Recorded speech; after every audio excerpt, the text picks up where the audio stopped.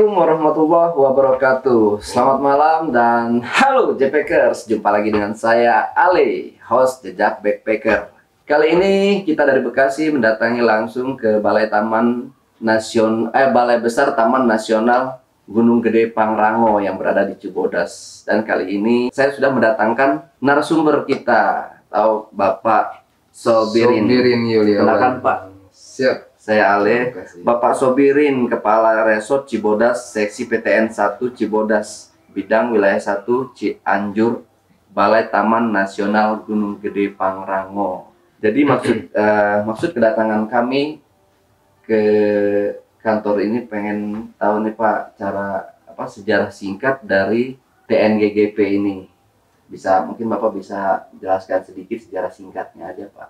Baik, terima kasih dari komunitas backpacker atas kedatangannya. Kebetulan saya di sini ada sebagai kepala resort Taman Nasional Gunung Gede Pangrango Resort Cibodas, Seksi PTN Wilayah 1 Cibodas, Bidang PTN Wilayah 1 Cianjur, Taman Nasional Gunung Gede Pangrango. Nah, Taman Nasional Gunung Gede Pangrango sebenarnya awalnya kawasan yang aslinya itu ada 15.000 hektar. Lewat SK 174 tahun 2003 ada penambahan dari kawasan Perum Perhutani seluas kurang lebih sekitar 7.500 hektar. Jadi totalnya sekarang kurang lebih sekitar 22.500 hektar. Demikian dikelola dengan sistem zonasi di mana ada zona inti, zona rimba, dan zona pemanfaatan. Di samping 3 zona itu ada juga yang namanya zona rehabilitasi, zona khusus. Nah, perlu saya jelaskan bahwa seperti yang zona khusus artinya ada satu zona yang dibikin untuk kebutuhan khusus, umpamanya untuk keperluan seperti yang ada di Pasir Sumbo sekarang ini, repeater yang ditangani oleh Angkatan Udara. Terus ada lagi yang dipakai untuk kantor vulkanologi, di mana keduanya itu kan sangat dibutuhkan ya, seperti hanya kantor vulkanologi itu untuk mendeteksi getaran daripada gunung-gunung kita ini juga ya. Nah, di situ kebetulan ada zona pemanfaatan seperti hanya zona wisata yang saat ini ada di Resort Cibodas, umpamanya seperti ada air terjun Ciberem, ada air terjun Ciwalen, ada Kalopetrel yang ada di Ciwalen sini. Nah, itu masuk ke dalam zona pemanfaatan. Nah, sekilas untuk sejarahnya seperti itu. Mungkin kalau untuk pengelolaannya seperti halnya tadi dikelola dengan sistem zonasi ya. Terus terkait masalah Taman Nasional Gunung Gede Pangrango yang saat ini dikelola dengan sistem zonasi, ada juga yang dipakai untuk aktivitas kegiatan pendakian seperti halnya itu. Nah, di mana mungkin sedikit saya jelaskan terkait masalah standar operation prosedur untuk pendakian. Di antaranya sekarang kita udah mempermudah sistem yang ada, seperti halnya umpamanya untuk rencana mendaki. Kita sudah memberlakukan istilahnya booking online, di mana minimal 3 hari sebelum hari H itu kita bisa untuk booking online, di mana kuota yang ada per hari saat ini, karena ini masih masa pandemi, itu sebanyak 600 orang per hari. Jadi ketika kita mau booking minimal 3 hari sebelum hari H, terus masih ada kuota, itu kita bisa booking secara online, kemudian kita transfer, dan nanti akan muncul barcode seperti halnya mohon maaf, saya contohkan ini. Ini adalah salah satu hasil booking online yang ada. Ketika kita udah booking online, maka pembayaran sudah dilakukan secara transfer, maka barcode akan muncul. Nah, ketika barcode ini muncul, kita tinggal scanner aja di sini, nanti langsung bisa di print out dan keluarlah nanti seperti halnya tiket lain sebagainya untuk kelengkapan pendakian tersebut. Di samping itu, untuk standarnya khususnya para pendaki, di mana standar COVID seperti hanya masker yang saya pakai ini, mohon maaf saya buka karena untuk sekalian kita jelaskan, masker, hand sanitizer kita juga dilengkapi. Seperti halnya mau berangkat naik gunung, kita juga punya untuk cuci tangan di luar sana tuh ya, airnya mengalir langsung dengan sabunnya lengkap gitu. Begitu juga pada saat mau berangkat, kami berlakukan jarak antara satu pengunjung atau pendaki dengan pendaki lain atau pengunjung yang menuju ke area wisata air terjun Ciberem itu tetap dijaga.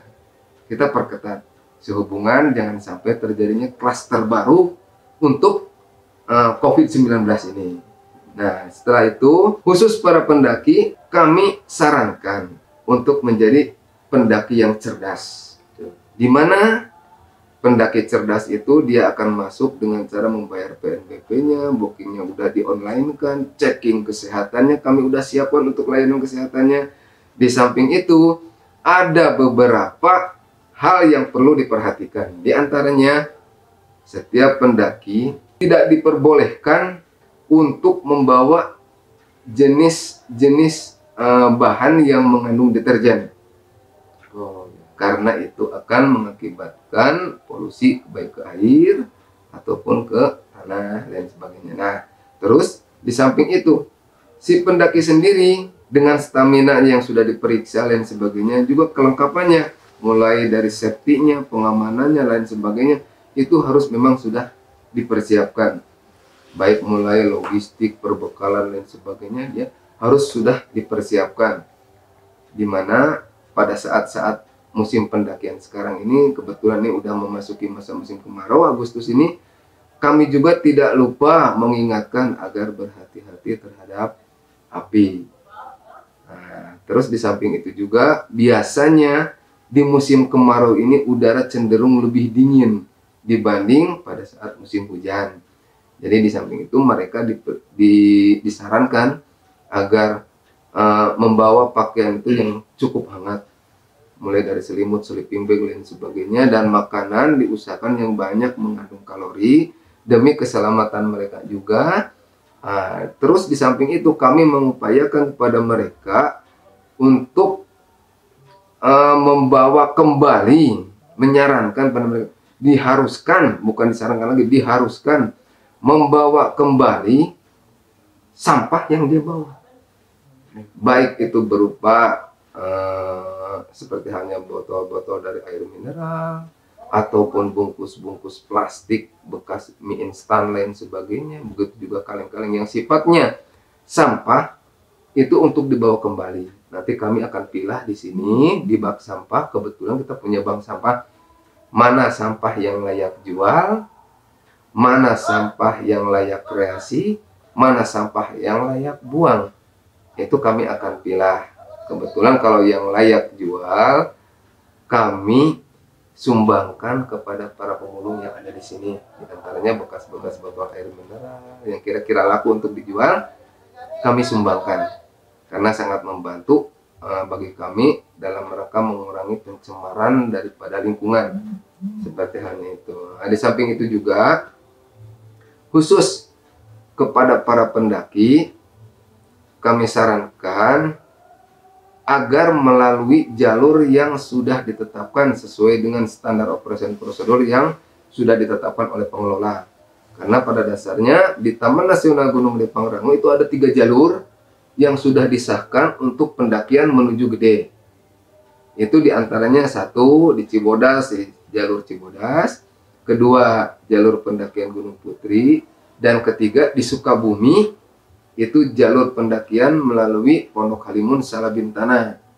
Itu semua menuju ke alun-alun Surya Kencana, Puncak Gede, dan bisa untuk sampai ke Pangrango.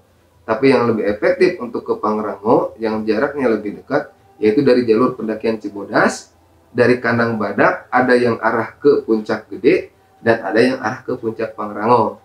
Nah, kalau untuk dari Gunung Putri, dia akan keluar dari alun-alun timur Surya Kencana, dan dari arah Salabintana akan keluar dari alun-alun barat Surya Kencana. Demikian barangkali untuk SOP dan sejarah singkatnya. Jadi kalau tadi ya untuk jalur Salabintana itu masih resmi Pak ya? Betul, jalur Salabintana resmi.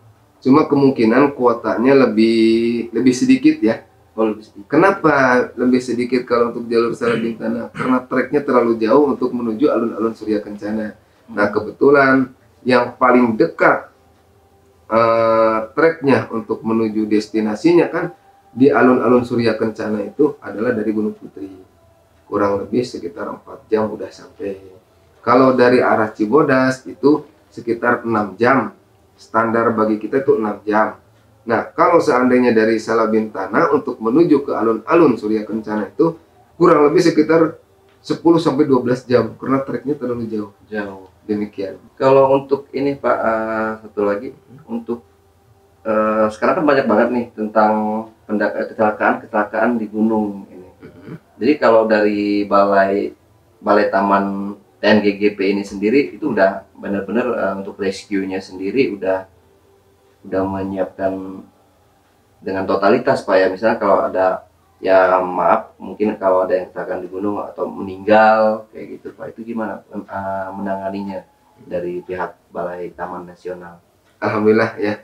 Kebetulan sampai dengan saat ini selama saya di sini kurang lebih sekitar 3 bulan lebih ya, menggantikan pegawai yang lama, kepala resort yang lama yang masuk pada masa pensiun. Kebetulan pendakian juga baru dibuka kurang lebih ini kemarin tanggal uji cobanya tanggal 20.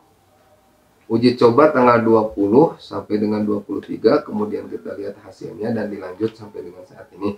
Nah, belum ada terjadi, mudah-mudahan jangan sampai ada kejadian yang tidak kita harapkan. Tapi untuk mengantisipasi, kami kebetulan saya sendiri di sini adalah sebagai anggota rescue dari tahun 2009 ya. Kami dulu pendidikan dengan Basarnas. Kebetulan baju juga saya masih baju Basarnas dan sertifikat pun saya sertifikat Basarnas terkait jungle rescue, artinya untuk pencarian dan penyelamatan di dalam kawasan hutan. Nah, kita sudah persiapkan semua dan kontrol kita mulai dari atas. Sekarang kita ada 3 pintu masuk. Ada patroli yang khusus untuk pengamanan pengunjung.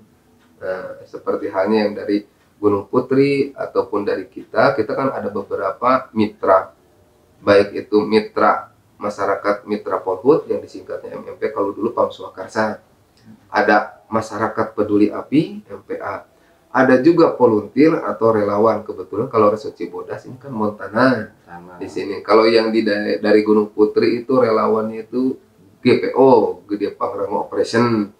Dan yang dari jalur Salabintana itu ada Pantera, di mana mereka semua ikut membantu kita dalam rangka pengelolaan kawasan Taman Nasional ini, baik mulai dari edukasinya, terus untuk cek packing pada saat pendakian dibuka. Nah, mereka ini ikut membantu kita gitu.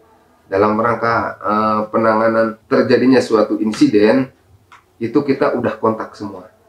Kebetulan kita bahu-membahu antara petugas dan mitra, dalam hal ini mau MMP ataupun MPA, masyarakat peduli api, maupun volunteer, itu semua bergabung dengan kita.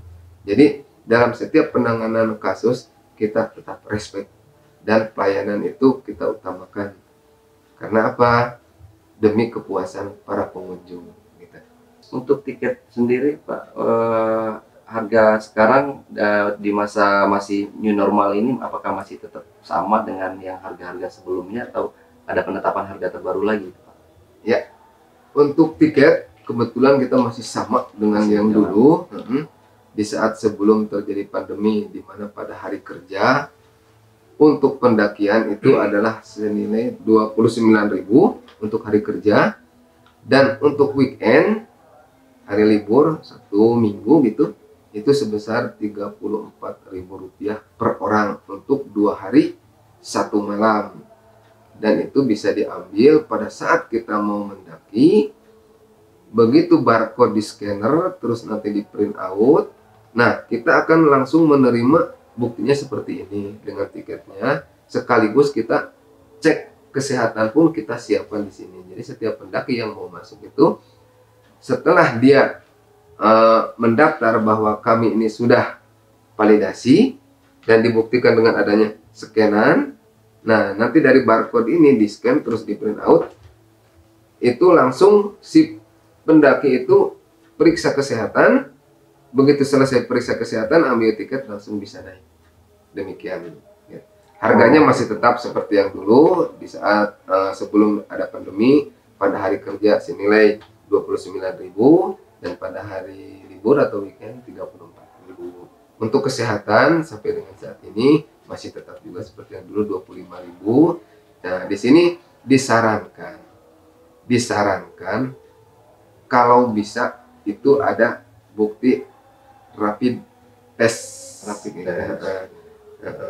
Dan kita juga protokol COVID di sini tetap diterapkan mulai dari pengukuran suhu oleh termogan, terus cuci tangan dan sebagainya, masker, sarung tangan, begitu juga social distancingnya kita tetap perhatikan dan selalu edukasi. Jangan sampai terjadi klaster baru untuk COVID-19. Ini yang kita jaga saat ini. Seperti itu. Semoga COVID-19 ini cepat pergi Pak ya. Biar kita bisa buka kuotanya nggak dibatasi lagi gitu kan. Iya. Pendaki juga bisa naik lagi gitu. Betul. Nah, terkait kuota, memang sebelum COVID juga kita ada pembatasan. Sebelum COVID kita ada pembatasan. Ada COVID lebih dibatasi lagi. Kenapa? Kita selalu menerapkan pembatasan di kuota ini karena kita ya untuk menjaga tetap kelestarian kawasan hutan tetap terjaga. Kenapa? Kalau terlalu banyak kuota, kita kan mempertimbangkan dengan daya tampungnya juga. Terus aspek sampahnya juga jadi pertimbangan kita. Terus ekologinya juga jadi pertimbangan kita. Sehingga dibatasi kuota saat ini cuma 600 untuk satu hari. Dan kebanyakan kalau untuk hari-hari biasa, terutama pada hari kerja itu sebenarnya sedikit. Seperti hari biasa, umpamanya Senin, Selasa, Rabu, Kamis, Jumat, itu sedikit. Rata-rata di bawah 100 lah. Gitu. Kebanyakannya munculnya pada hari malam Sabtu, malam Minggu, malam libur, terutama malam Minggunya. Malam Minggu bisa mencapai 5 sampai 600 itu. Gitu. Nah, seperti halnya kemarin waktu uji coba, kita pada hari Minggu, malam Minggu kita masuk sebanyak 500, yang totalnya 519 dari kuota 600. Tapi makin hari ke sini kemudian masuk di malam Seninnya berkurang lagi karena mungkin mereka kan kalau malam Seninnya harus sudah mulai bekerja lagi karena kebanyakan pengunjung yang khususnya pendaki yang menuju ke Gede Pangrango ini kebanyakan dari daerah Jabodetabek. Bekasi juga banyak Pak. Iya. Bekasi sepertinya paling banyak untuk pendaki. Tangerang. Oh Tangerang ya. Karena di Tangerang cuacanya sangat panas, mungkin pingin yang dingin gitu. Akhirnya lari ke sini. Ya. Tapi biasanya juga banyak anak-anak yang bilang atau orang-orang lain bilang Bekasi Pak yang lebih panas lagi. Iya gitu ya. Iya sebenarnya sih untuk melepas kejenuhan di kota yang mungkin tiap hari hiruk pikuk dengan kehidupan kota, mereka selalu rindu. Kemarin kan ditahan kurang lebih selama COVID ini dari 6 bulan ya kurang lebih. Kan pertama Gede Pangrango itu secara rutin ditutup Januari, Februari, Maret tiap tahun ditutup. Kenapa Januari, Februari, Maret ditutup? Itu dalam rangka pemulihan ekosistem. Nah, terus di bulan Agustus, nah kemarin juga uji cobanya tanggal 20 gitu. Biasanya di bulan Agustus juga kita tutup 1 bulan penuh. Jadi dalam 1 tahun itu ada 4 bulan yang ditutup dalam rangka pemulihan ekosistem hutan, Januari, Februari, Maret. Nah bulan Agustusnya ditutup dalam rangka mengantisipasi untuk terjadinya kebakaran. Mudah-mudahan sih jangan sampai karena kita hutan ini kan sangat banyak sekali peminatnya ke sini. Untuk itu kami selalu edukasi kepada para pendaki yang saya titipkan, hati-hati dengan api, pergunakanlah api sebijak-bijaksananya seperti itu. Kalau untuk masalah hewan-hewannya sendiri Pak, itu kan seperti tadi, misalkan ada babi ini di sekitar kantor Balai Taman Nasional ini. Itu penyebabnya apa itu si babi itu tadi bisa turun ke gunung itu Pak? Sebenarnya ini masih kawasan Taman Nasional yang masih asli ya. ini asli kawasan Taman Nasional. Kelihatan dari tanamannya ini kan heterogen gitu. Meskipun ini ada di daerah paling luar yang langsung berbatasan dengan lahan milik, tapi ini karena cagar alam Cibodas ini aslinya berdampingan dengan kebun raya Cibodas, yang mana pada saat sebelum zaman pra kemerdekaan juga ini udah dibangun oleh zaman kolonial, pemerintah kolonial Hindia Belanda gitu. Memang di sini sebagai pusat penelitiannya juga. Ini ada LIPI yang kebun raya, terus ini juga langsung berbatasan dengan cagar alam Cibodas ini yang sekarang berubah kesininya seiring dengan kemajuan zaman menjadi sebuah taman nasional gitu. Nah, keadaan binatang, mungkin binatang kan instingnya juga lebih tajam ya. Ketika mereka dengan manusia itu sudah merasa bukan lagi suatu ancaman, seperti hanya yang tadi dilihat babi itu, kenapa babi di sini kok banyak seperti itu menandakan bahwa ekologi yang ada di sini masih bagus gitu. Nah, satu itu. Keduanya, dan mereka mungkin merasa nyaman karena apa, kawasan konservasi ini kan dilindungi gitu. Makanya kami juga, kebetulan saya ini adalah backgroundnya adalah Polhut gitu, Polhut. Nah, ketika si babi-babi itu mendekat ke perbatasan yang berbatasan dengan lahan milik, karena kami usir untuk kembali lagi ke dalam kawasan, dengan artian jangan sampai dia turun ke bawah nanti jadi incaran orang. Kenapa? Karena tidak menutup kemungkinan kalau sudah ke bawah mah nanti takut merusak ke tanaman-tanaman orang dan lain sebagainya gitu. Makanya kami sering mengusirnya ke dalam gitu, agar kembali lagi ke dalam seperti itu. Keberadaan binatang-binatang yang ada seperti hanya babi itu merupakan satu ekosistem yang pada intinya ada istilah rantai makanan, karena binatang yang ada di kawasan Taman Nasional ini terdiri dari ada macan tutur, di mana dia itu adalah satwa predator juga. Nah, di mana si babi-babi atau kijang-kijang itu merupakan makanan daripada macan tutul itu. Untuk itu kami penyuluhan kepada masyarakat di sekitar, jangan sampai ada yang berburu. Karena apa? Ketika berburu, katakanlah atau ada yang berburu babi dan stok makanan itu habis, si binatang predator yang biasanya memakan babi itu akan turun. Dan begitu turun ke dalam kawasan itu akan berakibatnya adanya hewan-hewan ternak dan lain sebagainya. Itulah kami selalu memberikan edukasi penyuluhan kepada masyarakat, jangan sampai ada yang berburu, jangan sampai menjadi pemburu, saya bilang gitu. Kenapa? Yaitu untuk mempertahankan sistem rantai makanan yang ada dalam kawasan hutan itu. Terlebih satu-satunya taman nasional ini di Pulau Jawa yang merupakan hutan hujan tropisnya Pulau Jawa. Di sini masih komplit, masih bagus.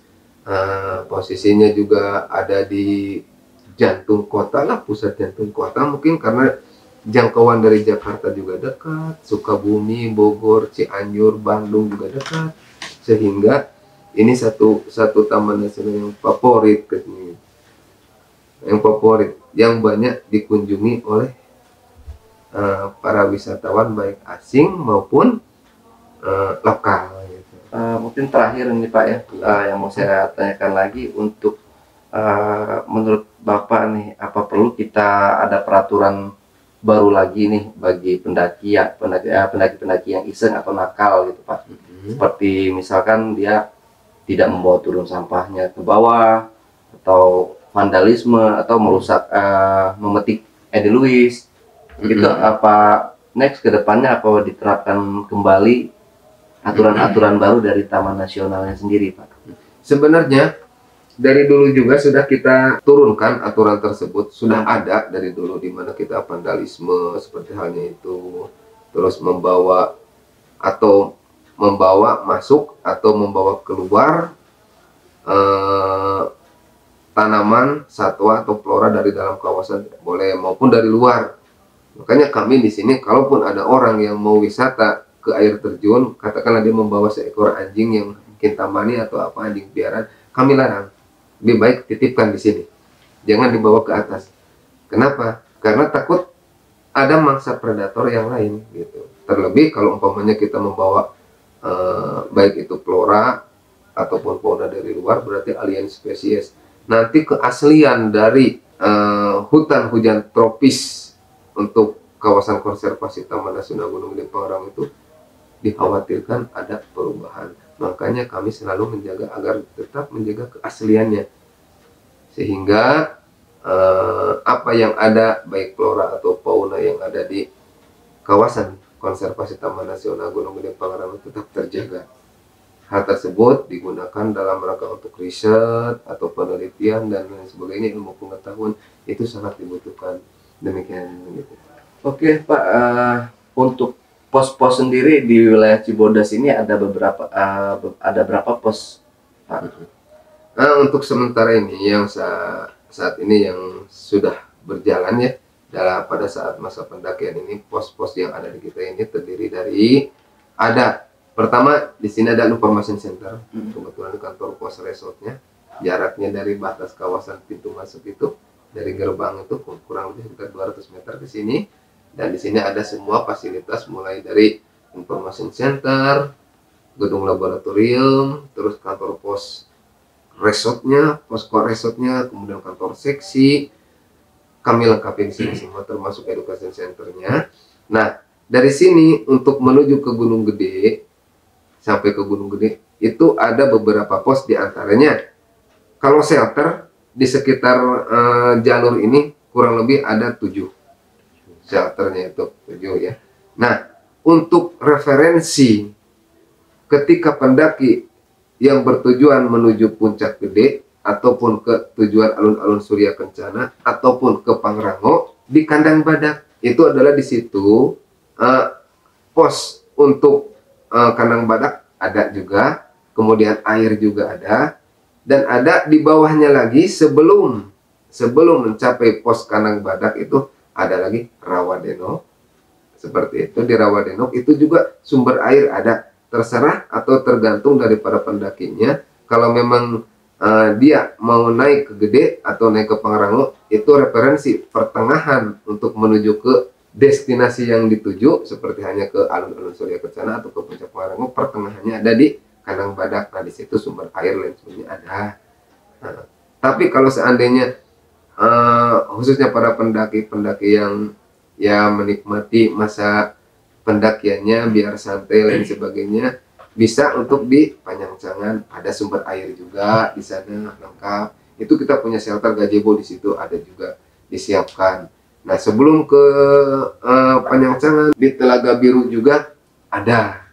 Kita punya shelter juga ada, Telaga Biru, air apa juga lengkap. Di HM7 juga 700 meter dari sini ada juga. Itu sengaja dibangun shelter-shelter tersebut ketika nanti para pendaki umpamanya ada yang kehujanan atau pada saat musim hujan bisa berteduh dulu, bisa nyantai dulu untuk menikmati masa perjalanan dia dalam rangka pendakian ke Gede atau ke Pangrango. Oke Pak, terima kasih atas waktunya sudah menemani jejak backpacker untuk menceritakan tentang sedikit sejarah dan edukasi tentang pendakian di Gunung Gede Pangrango. Ya, yang mengucapkan terima kasih Pak sebesar-besarnya atas waktu yang diberikan untuk kami. Sama-sama. Kebetulan kita sedikit ada tambahan lagi. Kedepannya para generasi muda untuk tetap mencintai alam lingkungannya. Saya saat ini usia 50 tahun, masa pensiun saya kurang lebih sekitar 8 tahun lagi. Di masa 58 tahun kan udah masuk pensiun. Diharapkan generasi-generasi yang akan datang itu untuk lebih mencintai kawasan hutan. Karena apa? Karena kita butuh hutan sebagai penyangga kehidupan, juga sebagai sumber air, di samping itu juga sebagai stabilisator alam, dimana kalau kita tidak jaga, mau siapa lagi untuk anak cucu kita? Kalaupun yang senang untuk mendaki, sebagai adventur atau petualang, jadilah pendaki atau petualang yang cerdas dengan tetap senantiasa menjaga kelestarian alam dan standar operasi prosedur yang ditetapkan baik oleh pengelola maupun oleh peraturan yang ada seperti itu. Oke, JPKers, dimanapun berada, itulah tadi obrolan saya dengan Bapak Sobirin selaku Kepala Resort Cibodas Seksi PTN 1 Cibodas Bidang Wilayah 1 Cianjur Taman Nasional Gunung Gede Pangrango. Oke, buat teman-teman jangan lupa untuk selalu support channel kami Jejak Backpacker, like, comment, and share channel Jejak Backpacker. Terima kasih, selamat malam. Wassalamualaikum warahmatullahi wabarakatuh. Waalaikumsalam.